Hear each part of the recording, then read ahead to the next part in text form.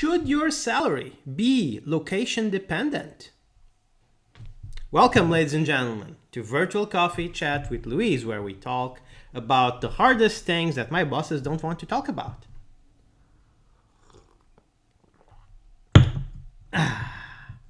Actually, that's not true. The bosses that I've had working remotely so far are actually completely in for location independent pay.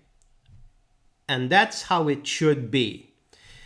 Actually, if it isn't like that, it's borderline discrimination, because you're paying for you look, most of us, that's not so much true these days, but for the longest time, and for most people, the place where they live, certainly the place where they're born, is not their choice, right? No one chooses where they are born as much as they choose the color of the color of their skin, their eye color, their parents, etc., etc., etc.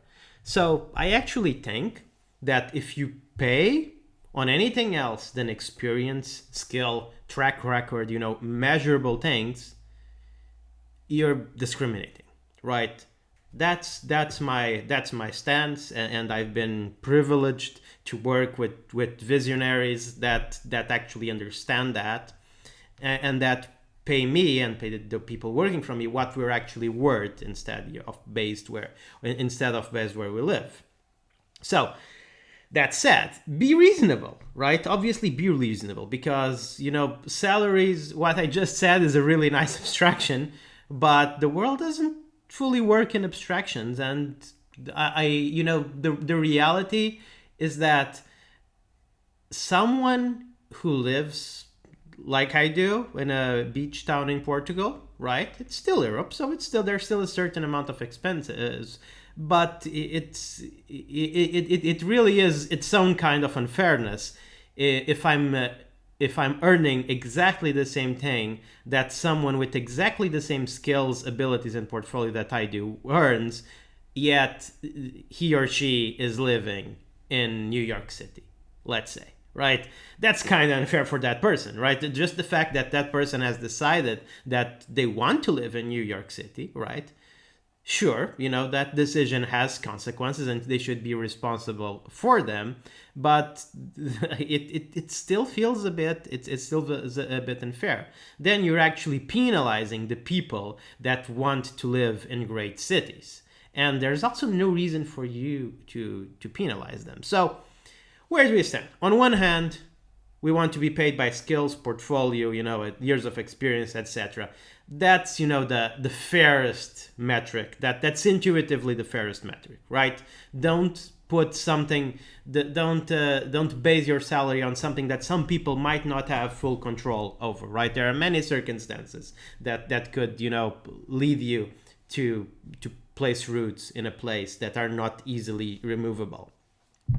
On the other hand, right, also don't fully penalize. Don't make it such that if someone really wants to live in an expensive city such as London, New York City, Tokyo, they feel like they're at a huge disadvantage for doing it, right? So I think that some companies actually work this out pretty well. I'm thinking about, let's say, Basecamp or Buffer. Buffer is a really good, real transparent example, because you can see how they do it. You have access to their salary calculator on their page, and they basically have a baseline salary for a position, and the salary for that position starts there regardless of where you are in the world. Like, let's say that you're in a very, very poor country with very low cost of living, or you're in the most expensive cities on earth.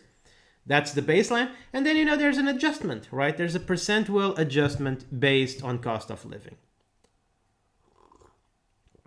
This sounds incredibly fair to me, right? And I can hear you all, people at big companies just making the math in your brains and thinking, oh my God, my workforce is going to double in cost if I do this, etc., etc. Look, first, that's the fair thing to do, but I get it. Money is important. I've run businesses. I know that cash flow is a thing. I know that you need that the best metric, the most loved metric, is still money in, money out. I know all of that. No one says things need to change overnight. But look, would you pay differently for a person that's a different gender? Would you pay differently to a person based on their skin tone? Well, why would you pay differently for someone residing in another country, right? Remember that most people don't actually get to choose that, right? We've had, in modern times, we've had increased mobility, right? But, going away from your country, from your family, it still incurs a lot of personal and actually monetary costs. Not everyone is at full liberty to do so. It's, it's not that easy, right? It's not that easy for many people. So consider the place where someone lives as someone that they have little control over. And in that case, you're discriminating. So pay for talent, not for location. And you can get there, slowly, right?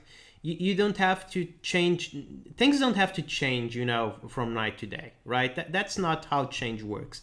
Change is gradual, but it's important to go in the right direction.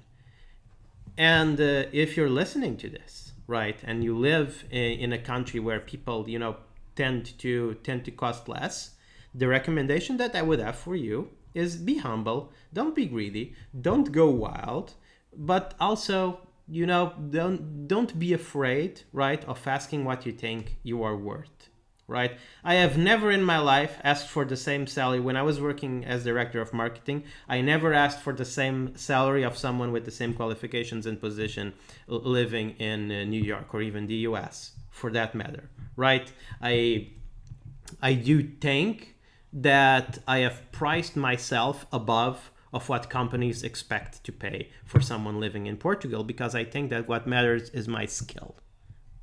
And so that's my advice. That's my advice to you. Don't be greedy. Don't be intransigent, right? But definitely know your worth, and know how to ask for it. That's it. I think this is a good end for this virtual coffee chat with Luis. My espresso is almost over, so I hope you enjoyed it. And if you did like the message, please share it. Like, subscribe, and share. And for more tips, tricks, guides, how-to, and the latest and greatest news about remote work, visit thinkremote.com. See you tomorrow, everybody.